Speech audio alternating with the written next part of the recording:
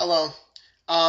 Major story in the world of cycling the last couple of weeks has been the positive drug test of Alberto Contador for clenbuterol, and it's not known exactly what the final outcome by the UCI will be.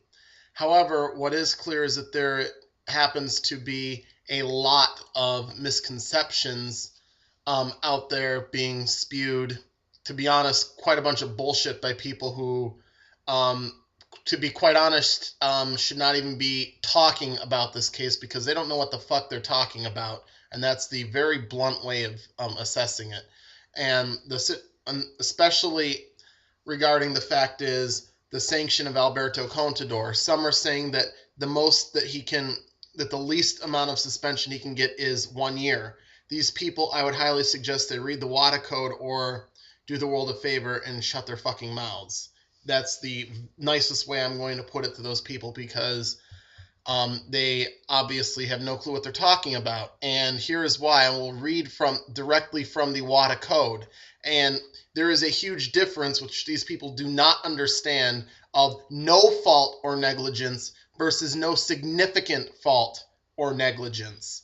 And for the no fault of negligence, WADA code states, and this is in Rule 10.5.1, if an athlete establishes in an individual case that he or she bears no fault or negligence, the otherwise applicable penalty of ineligibility shall be eliminated.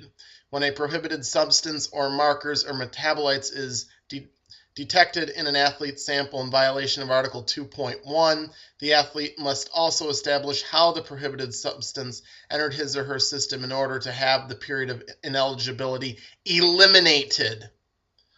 That's the key word, eliminated. That does not mean a 1 year suspension instead of 2 years. That means zero suspension. Zero. Zip, nada, zilch. Some of you out there really need to understand that. Now, how could this be applicable in the Alberto Contador case? If it can be shown that the clenbuterol entered his body by the stake, and I'm not making a judgment on that. I will let the scientists make that judgment. I myself am a scientist, but I'm in a different field, so I'm not even going to comment on whether or not that theory that he's raised is plausible or not. But all I'm saying is if he ate a steak that was contaminated, there's no way he could have known that that steak was contaminated. Thus, that would be a no fault or negligence. So thus, if he's able to show that there is a legitimate chance that he did eat a steak which has clenbuterol, there is no suspension by the WADA code. Please, please, please stop saying this is a 1 year suspension. It is not. There is no fault or negligence on his part. None.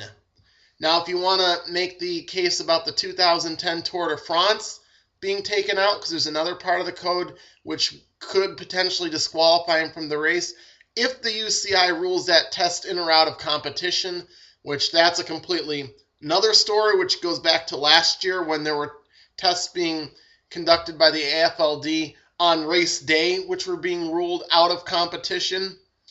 At that point, that's a little bit tricky, and I'm not going to discuss that in this particular video. The point is, he bears no fault or negligence. This is not the case of Scott Moninger where he used a food supplement which happened to be contaminated. He used the food supplement even though there was nothing on the label suggesting that he'd be using a banned substance. The fact is he was using an unknown supplement, so thus there is a little bit of negligence on his part, and thus there would be that's where no significant fault or negligence would come into play. Or the tennis player who allegedly kissed an unknown girl and was somewhat contaminated with cocaine, that also would be no significant fault or negligence. Or Alessandro Patacchi taking a few extra puffs of the asthma inhaler, even though that's a little questionable whether that's no significant fault or negligence, but that would be another case of no significant fault or negligence, and that would be a reduced sanction, but not eating a steak. Let's show a little bit of common sense here. Now, there's also some talk about the actual test itself.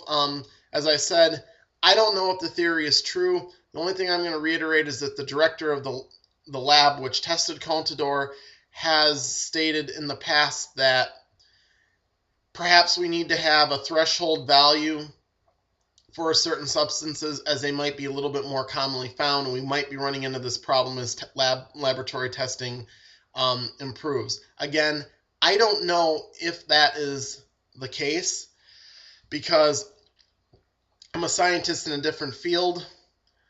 I will let the scientists that specialize in clenbuterol contamination determine whether or not Contador's theory is plausible and whether or not he is guilty of an anti-doping infraction.